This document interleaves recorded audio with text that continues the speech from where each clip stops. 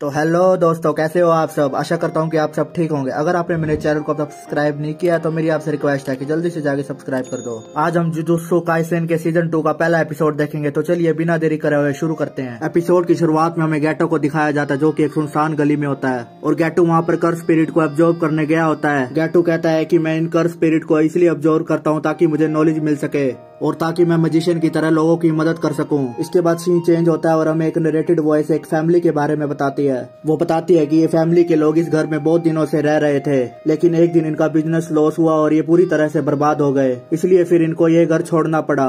तब से ये घर एक भूत बंगला बन चुका है और यहाँ पर अक्सर स्कूल और कॉलेज के स्टूडेंट अपनी बहादुरी का टेस्ट देने आते हैं, क्योंकि लोगों ने ये अफवाह फैला रखी है जो भी इस भूत बंगले में जाता है वो कभी वापस लौट के नहीं आता। इसके बाद हम जुगुत्सु हाई के सोर्सर को देखते हैं, जो कि एक गाड़ी में बैठे होते हैं और यहाँ पर हमें पास्ट का टाइम दिखाया जा रहा है, जहाँ पर गोजो, गेटो, उथाइमे और मेमे जुगुत्सु हाई के स्टूडेंट होते हैं। हम इस कार में उथाइमे और मेमे को एक साथ देखते हैं और हम यहाँ पर इन दोनों के यंग वर्जन को देख रहे हैं। हम देखते हैं कि ये दोनों उसी भूत बंगले में इन्वेस्टिगेट करने के लिए जा रहे होते हैं। भूत बंगले में जाते ही मेमे समझ जाती है कि यहाँ पर कर्स एनर्जी नहीं है, जिसका मतलब ये हुआ कि कर्स स्पिरिट ने अपना एक अंदर मैजिक कर रखा है। उस भूत बंगले के अंदर जाने पर दोनों डिसाइड करते हैं कि उथाइमे सेकंड फ्लोर पर रिसर्च करेगी और मेमे फर्स्ट फ्लोर पर। हम देखते हैं कि उथाइमे वहाँ पर डर डर के रिसर्च कर रही थी, लेकिन उसको चूहों के अलावा वहाँ पर कुछ नहीं मिलता। इसके बाद फिर उथाइमे कमरे के बाहर आ जाती है और मेमे जब उसको पीछे से आवाज लगाती है उथाइमे के, तो बिल्कुल होश ही उड़ जाते हैं और वो बहुत जोर से चिल्लाने लगती है, जिसे मेमे कहती है कि अगर तुम ऐसे ही चिल्लाती रही तो तुम्हें क्वीन का दर्जा मिलेगा। जिसे सुनकर फिर उथाइमे कहती है कि तुम मुझे डराना छोड़ दो, फिर मैं चिल्लाना छोड़ दूंगी। इसके बाद फिर वो मेमे से पूछती है कि तुमने फर्स्ट फ्लोर को पूरी तरह से चेक कर लिया।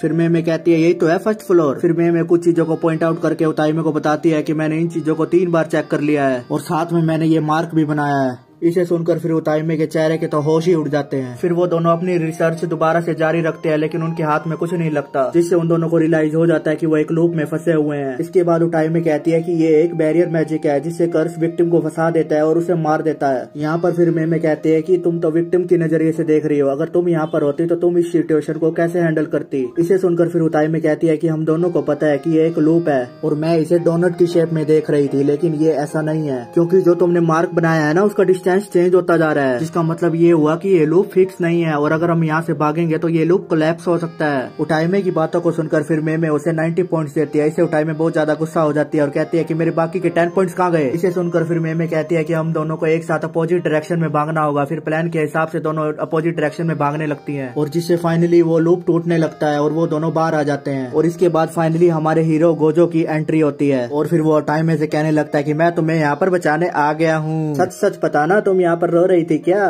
जिस पर फिर मेमे कहती है कि तुमने मुझे तो नहीं कहा कि तुम मुझे भी बचा लेते। इस पर फिर गोजो कहता है तुम तो स्ट्रांग है यार, तुम्हारे को क्या बचाने की जरूरत है। और हम देखते हैं कि उथाइमे को अपनी बेइज्जती सुनकर बहुत ज्यादा गुस्सा आ जाता है और वो गोजो से कहती है कि मैं तुम्हें नहीं छोड़ूंगी। इसके बाद हम देखते हैं कि वहाँ पर उस बंगले का कर्स स्पिरिट भी आ जाता है और वो गोजो से कहने लगता है कि क्यों छेड़ रहे हो बेचारी को।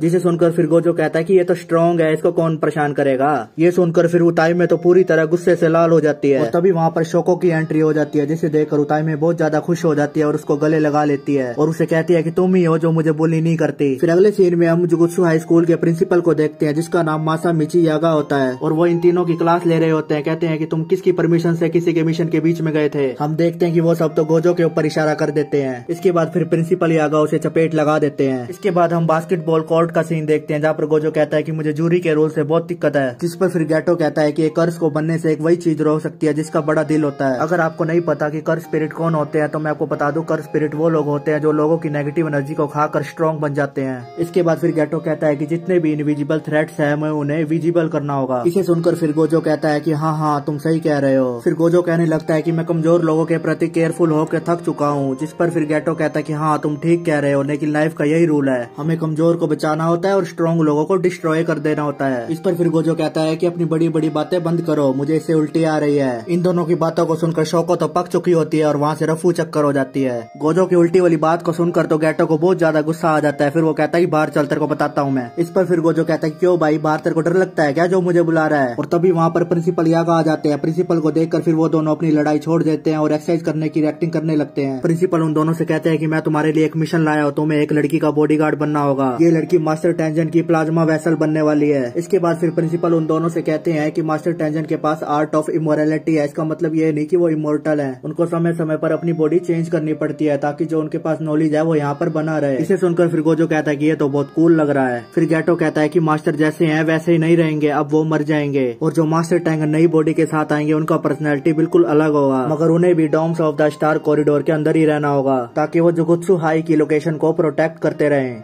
इसलिए ये सेरेमनी 5000 साल के बाद एक बार होती है और ये जरूरी भी है ताकि ह्यूमैनिटी बनी रहे, नहीं तो फिर कर्स स्पिरिट की पॉपुलेशन बढ़ जाएगी और हमारी घट जाएगी। इसके बाद फिर प्रिंसिपल यागा उन दोनों को बताते हैं कि उस लड़की का लोकेशन लीक हो गया है और इसलिए कुछ लोग उसे मारने के लिए निकल चुके हैं ताकि ये रिचुअल कंप्लीट ना हो सके, इसलिए मैंने तुम्हें बॉडीगार्ड बनाया है, तुम उस लड़की की रक्षा करो और अगर तुम इसमें फेल होते हो तो सोसाइटी में बहुत ज्यादा बुरा इम्पैक्ट पड़ेगा, इसलिए तुम हर बात का ध्यान रखना। फिर अगले सीन में हम देखते हैं कि वो दोनों उस लड़की की लोकेशन में पहुंच जाते हैं। गैटो लिफ्ट की मदद से उस लड़की के रूम की तरफ बढ़ने लगता है और गैजो नीचे ग्राउंड फ्लोर पर बिल्डिंग में पूरी अपनी नजर रख रहा था और इस टाइम पर दोनों एक दूसरे से फोन पर कांटेक्ट कर रहे होते हैं। फिर गैटो जैसे ही उस लड़की के रूम की रिंग बेल बजाता है वहाँ पर धमाका हो जाता है एकदम। इस पर फिर गोजो गैटो से कहता है कि उस लड़की को जाके बचा लो, अगर वो मर जाती है तो उसमें तुम्हारा ही फॉल्ट होगा। और ये सब वहाँ पर खड़ा विलन भी देख रहा होता है और बहुत ज्यादा हैरान हो जाता है। फिर वो विलन गैटो की यूनिफॉर्म देख के पहचान जाता है कि वो तो जुजुत्सु हाई से है और गैटो से कहता है कि उस लड़की को मेरे हवाले कर दो, नहीं तो तुम्हें मैं छोड़ूंगा नहीं। इसके बाद हम देखते हैं कि ग्राउंड फ्लोर पर खड़े गोजो के ऊपर भी दूसरा विलन अटैक कर देता है। वो उसके ऊपर तलवार से अटैक कर देता है लेकिन गोजो के ऊपर तो कोई फर्क नहीं पड़ रहा होता। इसे देखकर फिर वो दूसरा विलन भी हैरान हो जाता है और सोचने लगता है कि शायद ये गोजो है जो कि बहुत ज्यादा पावरफुल है। फिर गोजो उस विलन से कहता है कि मैं लड़ने के मूड में बिल्कुल नहीं हूँ, इसलिए तुम हार मान लो और मेरे सामने बैठ जाओ नीचे। इसके बाद हम दो लोगों को देखते हैं जो कि आपस में एक बिल्डिंग में बात कर रहे होते हैं। फिर उनमें से एक आदमी कहता है कि स्टार रिलीजियस ग्रुप के पास इतनी ताकत नहीं है कि वो किसी पे हमला करके उसको मार सके। फिर दूसरा आदमी कहता है कि उनके पास ताकत नहीं है लेकिन उनके पास पैसा बहुत ज्यादा है। हम देखते हैं कि उस आदमी का नाम टोजी फुशिगोरो होता है। फिर वो दूसरा आदमी फुशिगोरो से कहता है कि अगर तुम उस लड़की को खत्म कर दोगे तो तुम्हें बहुत सारे पैसे मिलेंगे। इसके बाद फिर हमारा ये एपिसोड यहाँ पर खत्म हो जाता है। अगर आपको ये वीडियो अच्छी लगी हो तो मुझे सपोर्ट करें और मेरे चैनल को सब्सक्राइब करके जरूर जाएं। और अगर इस वीडियो में मुझसे कोई गलती हो गई हो तो मुझे माफ कर देना। तो हम फिर मिलेंगे अगले एपिसोड के साथ। Thank you.